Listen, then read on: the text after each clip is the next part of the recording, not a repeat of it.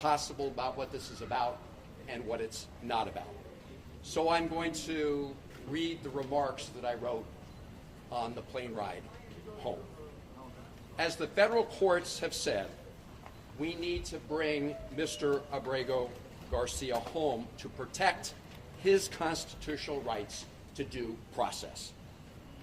And it's also important that people understand this case is not just about one man. It's about protecting the constitutional rights of everybody who resides in the United States of America. If you deny the constitutional rights of one man, you threaten the constitutional rights and due process for everyone else in America. The Fourth Circuit put it very clearly in its strong opinion yesterday, and I quote, "It is difficult in some cases to get to the very heart of the matter, but in this case, it is not hard at all. The government, in this case the Trump administration, is asserting a right to stash away residents of this country in foreign prisons without the semblance of due process that is the foundation of our constitutional order. Further, it claims, in essence, that because it has rid itself of custody, that there is nothing that can be done. This should be shocking not only to judges, but to the intuitive sense of liberty that Americans far removed from the courthouses still hold dear." They summed up the issue at stake perfectly. And that's why the Supreme Court, in a 9-0 decision, ordered the Trump administration to facilitate the return of Mr. Abrego Garcia. Now, the Trump administration wants to flat out lie about what this case is about. They want to change the subject. They want to make it about something else. And they are flouting the orders from the Federal District Court, the Fourth Circuit Court, and the Supreme Court to facilitate his return. That's why I traveled to El Salvador, leaving here on Wednesday. And I want to express my gratitude to members of my family and members of my staff who agree that we all must be prepared to take risks because of the current risk to our Constitution itself. In addition to having a variety of discussions on bilateral issues between the United States and El Salvador, I had two main goals. One was to urge the government of El Salvador not to be complicit in the illegal abduction and detention of Mr. Abrego Garcia and to release him. I made that request directly to the Vice President of El Salvador. The President was out of country at the time, and I've previously reported on that conversation. My principal mission was to meet with Kilmar Abrego Garcia. I told his wife Jennifer and his family that I would do everything in my power to make that happen. And last night, at about 6:40 p.m. El Salvador time, 8:45 p.m. here on the East Coast, I called Jennifer to tell her that I had met with Kilmar. And I told her what he said to me, which was first and foremost that he missed her and his family. And as he said that, you could see a tear go down his cheek.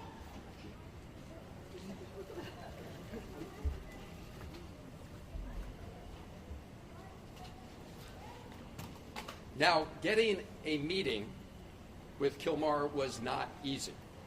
On Wednesday, I met with the Vice President of El Salvador and asked if I could meet with him. The answer was no. I asked if I returned the following week whether I could meet with him. The answer was no. I asked if I could call him on the phone. The answer was no. I asked if his wife Jennifer could call him on the phone. The answer was no. No to his wife, no to his mother, no to his lawyers. So the following day, which was yesterday, I decided to give it another try by driving to Sikot. Sikot is the notorious prison where Kilmar was taken when he was abducted. I was accompanied by a lawyer for Kilmar's wife Jennifer and mother Cecilia, Chris Newsom. About 3 kilometers outside of Sikot, we were pulled over by soldiers. You could see the rest of the traffic was allowed to go by. We were pulled over by soldiers and told that we were not allowed to proceed any farther. When I asked why, I was told that they had orders not to allow us to go any further. When I asked them if they knew anything about the condition of Mr. Abrego Garcia, they said no. And so much later in the afternoon, I was actually getting ready to catch a plane out of San Salvador back here later yesterday evening. And all of a sudden, I got word that I would be allowed to meet with Kilmar Abrego Garcia. And they brought him to the hotel where I was staying. And after that meeting, as I said, I called his wife, Jennifer, to report on some of the news of that meeting. And now I'm going to report to all of you about our discussion. When I told him that his wife and family sent their love and were fighting for Kilmar's return home every day, he said that he was worried about all of you. That was his response. How are you dealing with this horrible ordeal and nightmare for the family? He said that thinking of you, members of his family, is what gave him the strength to persevere, to keep going day to day, even under these awful circumstances. He spoke several times about your 5-year-old son who has autism. 5-year-old son who was in the car in Maryland when Kilmar was pulled over by U.S. government agents and handcuffed. His 5-year-old son was in the car at that time. He told me that he was taken to Baltimore first. I assume that was the Baltimore Detention Center. He asked to make a phone call from there to let people know what had happened to him. But he was denied that opportunity. He said he was later taken with some others from Baltimore to a detention center in Texas. And some point thereafter, I don't know whether it was a period of hours or days, he was handcuffed, shackled, and put on a plane along with some others where they couldn't see out of the windows. There was no way to see where they were going in the plane. They didn't know for sure where they were going. They landed in El Salvador, and he was taken to Sikot prison. He was placed in a cell with, if I recall correctly, and don't hold me to it, of about 25 other prisoners at Sikot.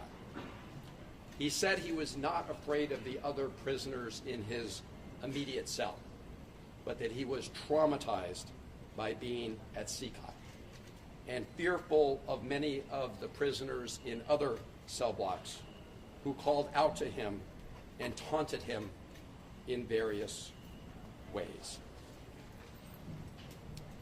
He told me, and this was yesterday, that 8 days ago, so I guess 9 days ago from today, he was moved to another detention center in Santa Ana, where the conditions are better. But he said despite the better conditions, he still has no access to any news from the outside world and no ability to communicate with anybody in the outside world. His conversation with me was the first communication he'd had with anybody outside of prison since he was abducted. He said he felt very sad about being in a prison because he had not committed any crimes. When I asked him what was the one thing he would ask for in addition to his freedom, he said he wanted to talk to his wife, Jennifer. I told him I would work very hard to make that happen. I told him that in addition to his family, that all of you who are here today were fighting to bring him home. I told him that his brothers and sisters in his union, the sheet metal workers union, were fighting to bring him home. That brought a smile to his face. I told him that millions of Americans understand that what is happening to him is a threat to their own constitutional rights. I told him about the decisions of the federal courts, the district court, the Fourth Circuit Court, the Supreme Court. And I think that in addition to knowing that his family was fighting for him, all of that gave him strength. The fact that all of you here were fighting for him. I want to say something about the Trump administration's efforts to change the conversation about what this case is about. This case is about upholding constitutional rights for Abrego Garcia and for every American.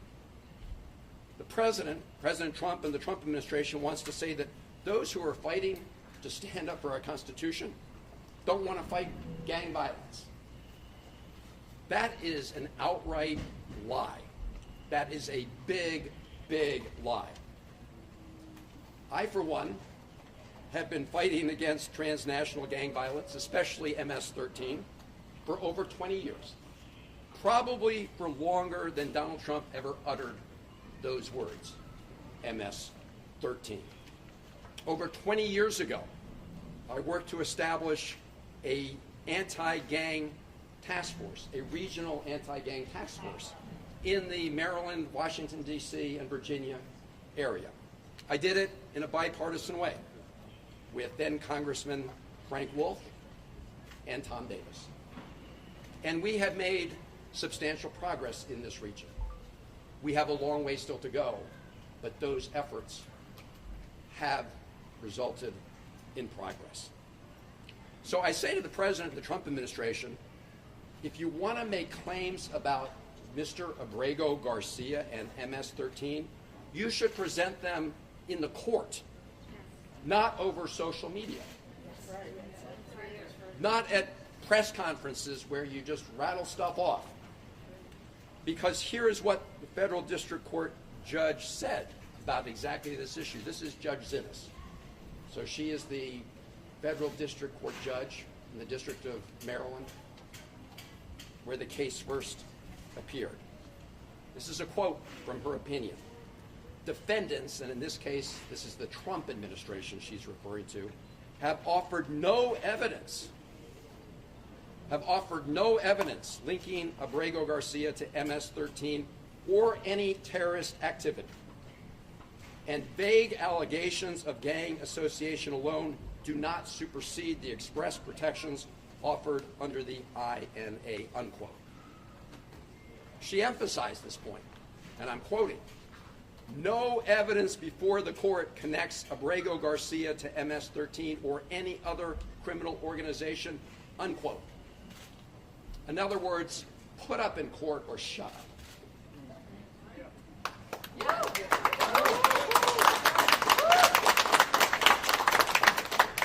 What the Trump administration did admit in court was that Kilmar Abrego Garcia has been mistakenly detained.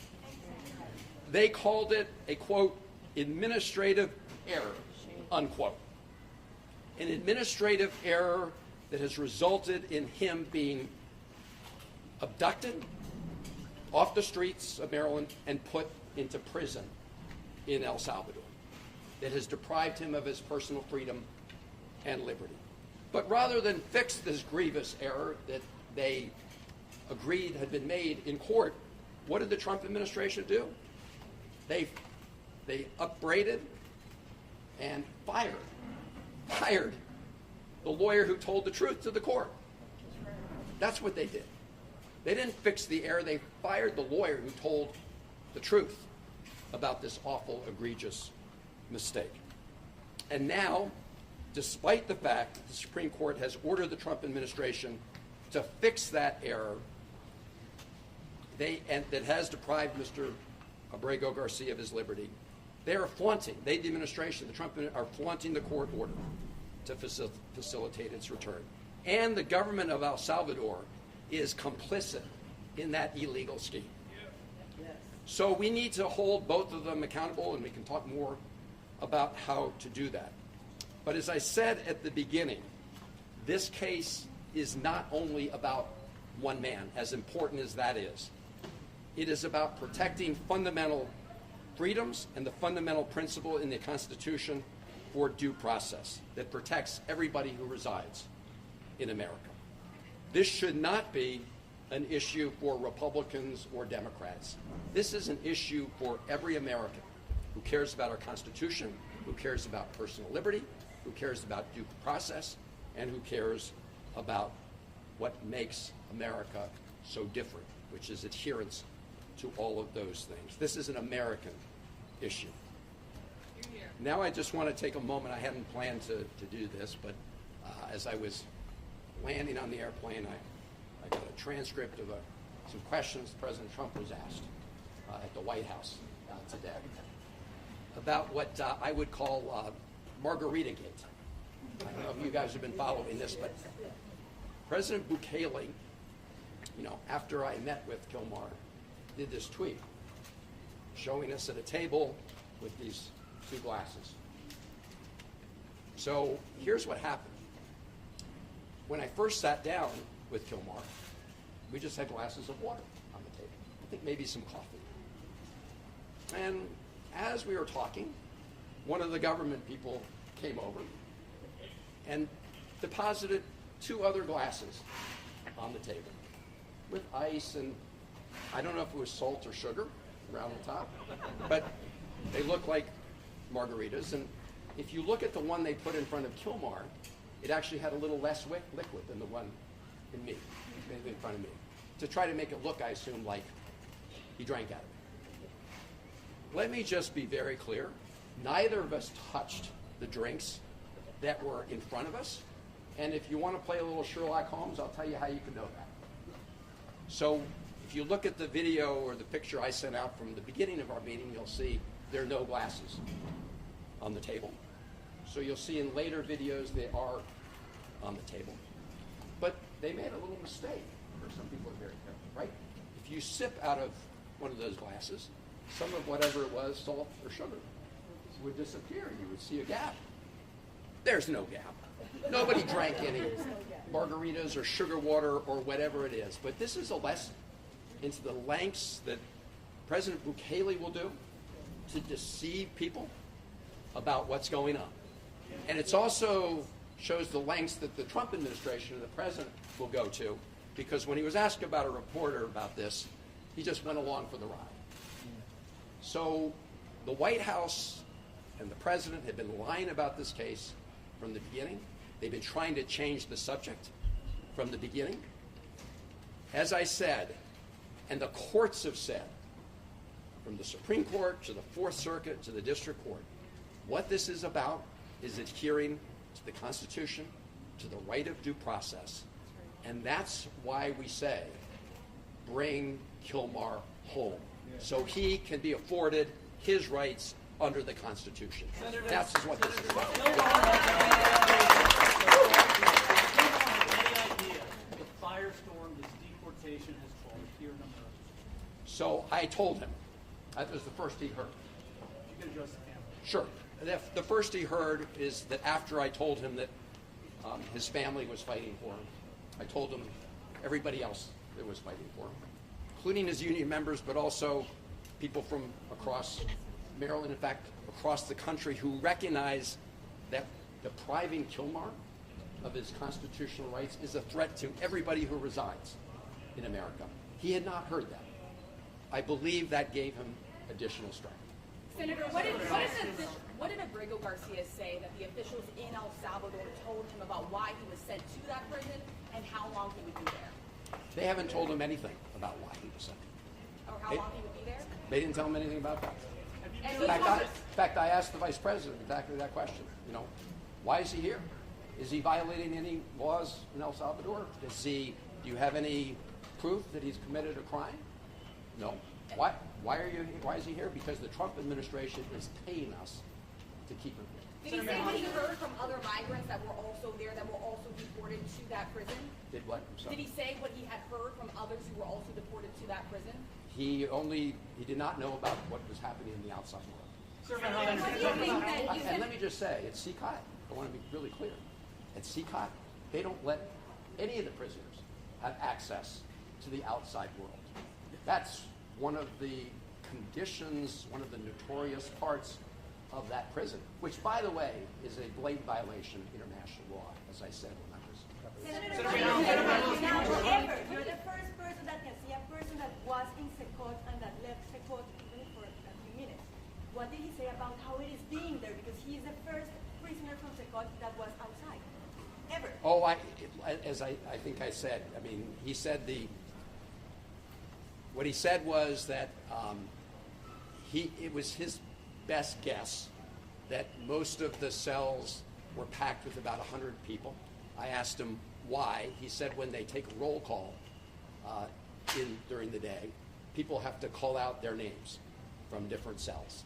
As I said, in his cell, I believe there were about 25 people until he was moved. But as I said, while he wasn't fearful of the other prisoners in his own cell, he was fearful about the taunts that he received from other prisoners in CCOT. Senator, like the vice president? Go here and then here. So what do you think you've achieved with this trip, and what's next in terms of getting him actually released and sent back to the United States? Well, the first thing was to accomplish what his mother and family were really desperate to learn, which is that he's alive.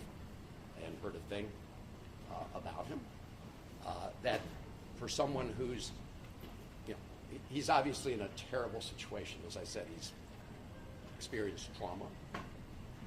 He said he's sad every day. But I think this persistence resulted in having this chance to meet with him, to begin to get a little bit of his story. And I think it is the first step to ultimately bringing him home as the Constitution requires. Senator, meeting with the vice president, were you able to leave? Did you have a sense of his health, his well-being? Did you sense, get any indication that he'd been abused? I did not get that sense. Look, you never know, but I asked him if he was okay. He said yes. He said he has a blood pressure condition. He has seen a doctor. So, on a very cursory examination, he appeared okay. Now, I will say, just to be clear, there was some negotiation about the terms of this meeting, and we were kind of surrounded by video cameras. So I do want to say that was the setting he was in. I should also just say, I'd mentioned the fake margarita scandal. They actually wanted to have the meeting by the side of the pool, in the hotel. Just right. I mean, this is a guy who's been in CCOT. This is a guy who's been detained. They want to create this appearance that life was just lovely for Kilmar, which of Senator, course is a big. Senator, Have you been having any conversations over the course of the last 48 hours? I know you've been busy in El Salvador with Trump administration officials. Was there any indication, maybe with the administration, that they were more flexible than what they've been saying publicly?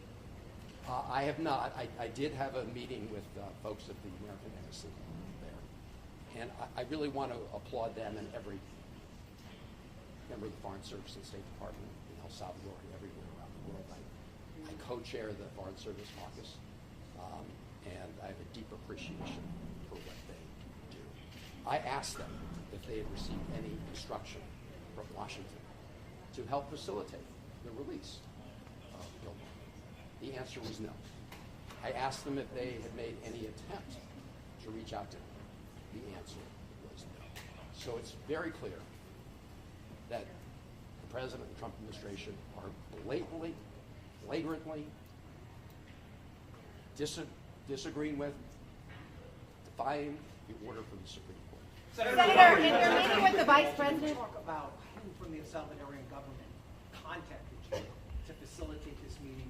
You mentioned that there were terms associated with the meeting. Were you told not to reveal any details from the meeting until you came back to the United States? And were you at all concerned for your safety in and around this meeting taking place, or at any point during your time in El Salvador? So I was not concerned about my safety at this meeting. And I will say, you know, obviously there's a lot of uncertainty when you're approached by soldiers and have your car pulled over to the side of the road and told you can't go any further. But I will say that the soldiers acted professionally in their encounter with me. They had their orders. They implemented their orders. In terms of, I'm sorry, what was About the meeting, how the meeting came to be, who contacted you? So the meeting, they reached out to say they would meet the Salvadorian government. Look, in El Salvador, everything happens because Kaylee says it could happen. And if you look at the video he sent out right afterwards with the fake margaritas, you can see that all of that was a setup. Okay, so that's why. And as to how I was notified, their message was transmitted to me through the embassy. Senator, in your meeting with the Vice President, were you able to glean anything about the agreement that the United Right here, States... and then I'll go right there. Okay. So the response from Republicans to your visit is that you care more to meet with Abrego Garcia than you do with Rachel Moore, who is the mother of a Maryland woman who died in your state. What is your response to that criticism specifically? Well, my response is that my heart goes out to the family of Rachel Moore. As I said at the time, my heart breaks for what happened to them. That should not happen to any family in America. And I am very glad that a court of law convicted her killer and is going to punish her killer in a court of law. The reason we have courts of law are to punish the guilty, but also to make sure that those who have not committed crimes are not found guilty and arbitrarily detained. In other words, everybody has due process. So the effort by the Trump administration to try to conflate these two issues goes to the heart of what I was just talking about, their effort to change the subject. But again, to the Moore family, we have 3 children. I cannot imagine losing a child in the heartbreak that caused, and it should not happen. And my heart breaks for everybody in Maryland or America who has lost a loved one to violence, regardless of the perpetrator. Senator, in your meeting with the Vice President, were you able to glean any information about the United States agreement with El Salvador related to the detention facility, the terms, how much we pay, if the government has any say whatsoever what happens inside or directs it? So I didn't learn that directly from the Vice President, but I have learned about the commitments that have been made. So the Trump administration has promised to pay El Salvador $15 million to detain these prisoners, including the illegally abducted Kilmar. My best information, and it's pretty good, indicates that to date they've paid out more than $4 million of that $15 million. As to the terms of an agreement, I've not seen an agreement. I don't know whether there is an agreement that specifically spells out the terms and conditions here. I am aware that there was some document that memorialized the payments, but again, I do not know in any way if it goes through the details. Senator, what's the next step here in light of the defiance or perceived defiance from the Trump administration? What does Congress do? So, everybody asks those of us who are Democratic senators whether there's any bottom line where Republican senators will say enough's enough and won't simply continue to be rubber stamps for the Trump administration. So far, we haven't hit bottom. In this case, we have what I believe is an outright defiance of the Supreme Court. People still may want to hang their hat on the fact that it hasn't been completely adjudicated. As you know, the federal district court judge has ordered depositions of the administration officials. The Trump administration appealed it. That's what the Fourth Circuit decision was all about. That may well go to the Supreme Court. I don't know if the Trump administration is appealing that. So the question is there any point when the president is violating the Constitution of the United States that Republicans will stand up for the Constitution rather than just continue to do the bidding of Without the Trump Republicans, administration? Democrats are powerless. When it comes to Congress. But let me say something on that. Not totally powerless. Because appropriations need to go through the Congress. And that $15 million, you can be sure we're going to be looking for where it is. Because that wasn't authorized in previous appropriations. We're operating under a continuing resolution. Now, they may try to pretend they can transfer that. But there's some indication that they were planning anyway, until now, to make that as part of their request.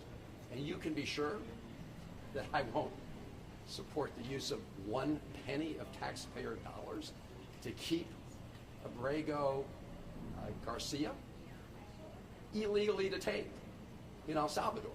And so as part of that process, yes, Democrats, at least in the Senate, have some sway. Now, I want to say something about the government of El Salvador. They are making a huge mistake. You know, they want to brand themselves as a country for technology. The president said, Bitcoin is legal tender. But now what they're branding themselves as the place for these huge prisons where people who are illegally abducted are warehoused. That is not a good look. There are also other things Americans can do with respect to economic pressure in El Salvador. People can stop traveling there. Actually, tourism's been going up. They can stop traveling there. There may be states that decide, they don't want any of their pension funds invested in companies that invest in a place like El Salvador. So there are many things that can be done, and I just urge the president of El Salvador, the vice president of El Salvador, to rethink whether they want to become the place that just gets paid off for being complicit in this illegal scheme. Senator, advocate your party leadership or Democratic colleagues plan to go down? Senator, what do you hope for your Two more right here. Senator, why did the Salvadoran government reverse itself on allowing you to meet with Mr. Abrego Garcia after telling you no? And also, do you have a sense of why the government transferred Mr. Abrego Garcia from CCOT to this other prison in Santa Clara? Well, I think the reason they relented is pretty clear. They were feeling the pressure. I mean, they were feeling the pressure because while I was in El Salvador, we had 2 major press conferences that included the local press who reported on this. And I think that they decided that it was not a good look to continue to detain Abrego Garcia without anybody having access to him. There's no other explanation for the fact that they said no, and then prevented us from going to the prison. So that's why. I'm sorry, what was the second part of the question? The second part, why, and welcome home, why did they transfer him from CCOT to the other prison? Oh, well, I mean, number one, I will say, my main request was to meet with him. And as I said, he's no longer in CCOT. So he's at a different prison, which is pretty far outside of San Salvador. But in addition to that, I didn't even know that. I mean, so yes, we all thought he was at CCOT. I mean, until I met with him. That's why I tried to go to CCOT. So I think that's why they brought him. He wasn't brought him to see me. Senator, what actions do you advocate your party taking to prevent future deportations like this? Do you think that the White House was involved at all in facilitating this meeting? What do you think? I do not. Do you think that I have no basis for that. Have you spoken to any of your colleagues who say that they plan to go down now that the president has seemed to shut the door? He lets you meet with them, but he said he's going back to detention and will not return. Have you spoken to them, and what do they hope to accomplish going forward?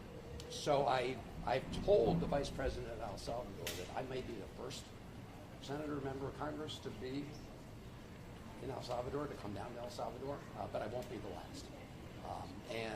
There are others coming. I've got to give them a call after this meeting to brief them on my trip. But this goes back to the fact that El Salvador is making a big mistake. President El Salvador is making a big mistake in being complicit in this illegal scheme. How long did you meet for? How long did you sit down? We met for over half an hour. There was no.